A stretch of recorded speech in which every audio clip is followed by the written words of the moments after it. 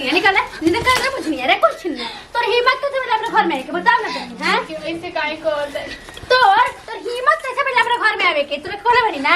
अरे ते ऐसन कुल अच्छी बैठनु यही करनी के चलते तोरा के भगवान ना तक ले पीरबे तक ले ना देलन हाय जिनके भर बाजिन रहे जिनके भर से बाजिन रहे बुझाइल कबो पे थी ना कबो लइका खेले के लोग ना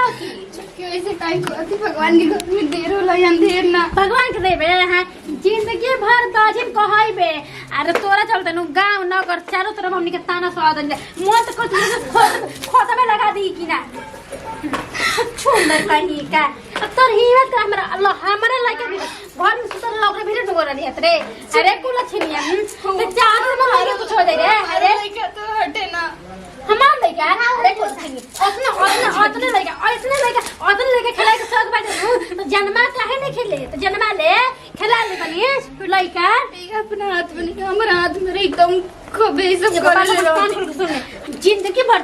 ऐसे ही बात रहे सहत कहीं का आ कान खोल के सुन ले हमरा घर में घुस मत बुझाइए ला छुंदर कहीं का बाप रे बाप अपन खिमाड़ी बोल को जाता नहीं रे बजी ने कोनो भरोसा नहीं है कब ना करती जी का भरोसा बटुए सुन ले के बात है अगर आप जान को नहीं के हमरा घर में कर ले सुनो तो तोरा जान से मार दम कि नहीं छुंदर कहीं के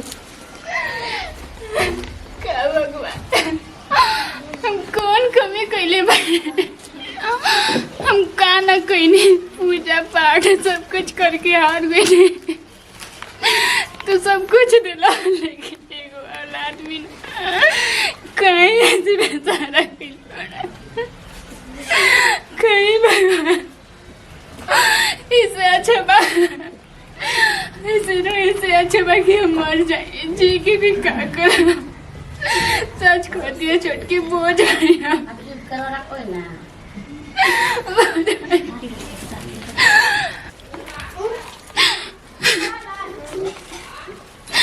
कुछ नहीं मुझे ऐसा लगा कि हार गई नहीं आप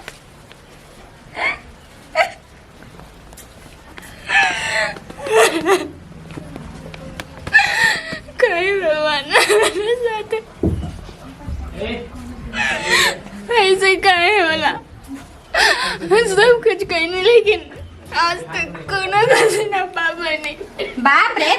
बाजी ना का आंसू बहेला हो आए बाजिनो का आंसू बहेला ना बाजिनो रेवेली सन हम पहली बार देखा तानी बाजिन का रावत खनी टूटू ना चुआत खनी कौन तरफ विपत पड़ल बारे माई के तो रोवत ऐसे हैं घर में एकदम पूरा कहरट लगैले बा ऐसे अते काहे को लेके को छोली सरे हैं जब दीदी जी हमरा का मत कर हम जब देखने ना तब हम खून खलेला मन त कर लेना कहीं लड़ाई लेके तर मां कपार फाड़ दिया भी दे दी तोर हाथ पे बाप रे तू कैसे जिंदा रहली सरे ई पहले बता न तनी हमरा के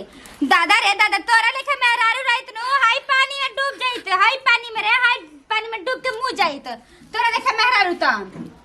दीदी जी अपना हाथ में तो नहीं क्या अपन किसी काहे नहीं क्या अपना हाथ में अरे सिर कोन कर में ना कर रही तो अपने ना हाथ में बा हम लिखने के देख छोटकियो के बाटे गांव घर में कौन मेरा रुपया बिरल लेके फेंका के दीदी जी अगर हमारा हाथ में रही ना तो मैं दिन ना देखती अपन किस्मत हम खुद से लिख के आई रहती अबा तू किस्मत के खुद से लिख के आई रहतू तो किस्मत ये काहे ना लिखवा ले हमारे घर वाला हुआ तू पढ़ाई खाती ना ऐसे बाजी कुल अच्छी ना आए हो एगो तो मुष्टियो त ना निकाल के देलू हमनी के हम मुष्टियो लेके कहती जा हां चल तार कोख से कुछ जनमल बाटे के दिन का तार माई बाबू का खा के पैदा कल बना दो या तू ही कुछ कांड ऐसा कले बाड़ू को तार कोख में लेके रखे हो का अरे अब बेटा मुजा तारा से मेरा जिंदा रहल के जरूरत नहीं खे समझ लू हाई मसाला लेके बैठे मत मसाला पीस के जल्दी हटा के सब्जी छौका बड़ाई लुहर और खातिन ठीक हो दीदी जी का ये किसी जी औलाद न दे सकेला का करम जी के केकरा कहती जी जिगरा के सोचत रही हमारा अपन क्यों तो नहीं के केकरा सहारा जी अच्छा बाकी हम मर जाए कम से कम हमारे परिवार वाला के तो खुशी मिली ना हमारे घर की तो खुशी मिली ना अब घर दुआर सही गंदा रहता लेकिन कौन बाहर से एगो तो बिया बाजी नु तो अपने में लागो रहती है, एगो बिया तू अपने बाल बच्चा में लागो रहती है। और अगर हम ही हमरे न लइके फैका बड़ हो गल बसन चले लागल हो गल बासन तबे न हम कुल करत धरतनी का करी। जब कपार में मरले बनी अपन आदमी तो हम उहे न लेके चल हम धोवा दूसरा के कैसे कुछ कर दी का हो भौजे क्या कर करू सम्मा के एकदम झाड़ू उड़ू लगावा दारू तो क्या करी झाड़ू ना लगाई हम कहत तारी कि ना लगावा असना मेहरा तो लाके रख देल बन जा घर में तो एगो बच्चा नहीं के देता पूरा गांव घर टोला हमरा के बोलत आदमी। अब तू मत बोला बाबी एक तो बाहर के सुन के तो ऐसे हम पगलाइल बानी की काजी तो बाहरी आदमी ठीक है ना कहता है जैसे करम वैसे सुनियन जाना तबियो तबियो घर से सुनने के मन मिली तो का मतलब मन करी दिए के कि बाहर लोग तो बोलते बाकी आदमी कैसे रखले बन जा मेहरारू काहे के बगे देते हाथ पकड़ के बगे देते तो मजा को घर में रही थे। अब का करे मतलब कि अब लइकन फइकन नहीं खेवे तो ओकरा ला मेरे हरुआ के भगा दी के अच्छा बताई जवान पेड़ फल ना दे तो ओकरा का करम कटबे ना करम और काटब ना लेकिन कुछ दिन तो और इंतजार करब ना कि अगर फर जाई तो मतलब कि हां जाई फर जाई। अब काम के बाबूर के काट पर आम के पेड़ आम फरो तो हो जाई जे बाजिन बा तब कम बच्चा हो जाए हो जाई जी ना होई कब ना होई समझनी। अब का कितना साल हो गइल कब देखनी हां ओकरा कुछ होत बाप रे बाप दावा बीरो झैती कुल करवैनी आप। अरे क्या करबे दोबारा आओ लास्ट बार ट्राई करब उधर ओझा से डॉक्टर से आप कुछ ट्राई करी हां हमारा से तो ना होई बस कह देनी हम ओकरा के घर में नहीं देखा चाहे जी दिन भर टूटू ना रोवत रहती है काची विपद पर गल बात तो मर जा सुन नहीं खाओ तो मर जा। अरे क्या करू भौजी ओकरो कुछ दुख लागेला ऐसे रोबट गवत मतलब समझ जाई त बाती दिखाई अपने मेरे रुआ के बताई आपके मन ना करला का बाप का है के आपके ख्वाहिश ना हां आपके समहरिया के लड़का देखा त नहीं बाप बन गए उनके लड़का कितने हो गइल। पर क्या करे भौजी ख्वाहिश तो बड़ी भाई आज तक सर हां उठा ली देखी काम के फोन होईता अबे मनोज के चलते अपन काम ना छोड़म जी। अब क्या करे काम छोड़ी के ना पड़ी क्या कर भौजी ये तो सोच का बड़ी ख्याल आवेला कि क्या करे दूसरा शादी कर ले क्या करे कर लीजिए हम तो चाहते नहीं कि करे के भगा दे हम दूसर बियाह कर देम अब बुढ़ा थोड़ी गल बनी आप अबे तो लइके ना बनी को के मेरा रूम में जियसन क्या करे भौजी होवाई तो ना लेकिन देखो क्या कि अब कैसे गांव करके ताना सुन के आपे देखी हम तो ना देखम जी हमारे तो देख जे ओकर देखी ना तो जी लहक जाला देखे तन भौजी क्या करे मुंह गांव करके ताना सुन के परेशान हो गइल बा कि अभी तक छोटुआ के शादी कइला 5 साल हो गए 5 साल में नए को लइकन फइकन बा आप छोट नल बियाह पिछवा छोटकी ओकर देख ली अपना के फाड़ के देख ली। अब क्या करे भगवान के घर में बा भगवान के देना है अरे ऊ का कहीं ढेर गिरवाइल होई कुआरे में समझनी तबे नहीं के लइका फइका हो खत ठीक बा भाई फोन आवत हम जोड़ी देख ले चल जाई ठीक बा हाय देखा हो बेटौना के लगा था बेटौनो के मती मार के रखल बे ई राड़ी बेटौनो कर पक्ष लेता कबो हमार पक्ष जरूर मार ले हो ई मती अगर कोनो भरोसा बा घर में तो सबके मोह के रखे लेनु ताकि केहू एकर खिलाफ ना बोलो इसे तो एकर कोख माराइल बाटे कोख मारले हो ऐसन घर में ऐसन रुकैले हो ऐसन यानी के हमार तो देखी ना तो कहे ना मन गला ना झोटा कबार के देख पंखा में बांध के लटका दी खूब ना 4 फेर नचा दी हमारा बस में चली त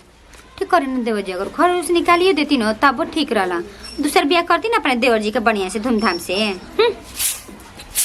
अपन काम करत ना सन आदमी का बतिएले काहे भगवान जी कौन कमी हम कइले सब कुछ तो कइनी हर पूजा पाठ हर पर्व त्योहार लेकिन हमरा साथ ऐसे काहे कौन कमी कइले अरे कहने वाले रे अरे बाप रे ये अपने काल और बाहवा जा रहे तो हमारे तोरा चल नहीं के हमरा तो ऐसे मत बोली हम का देखा हमरा कुछ अब सुने के नहीं के समझावे के नहीं के ठीक अब चुप सरे तू चला नहीं हर हम अपन जी ले वापस जिंदगी ठीक हो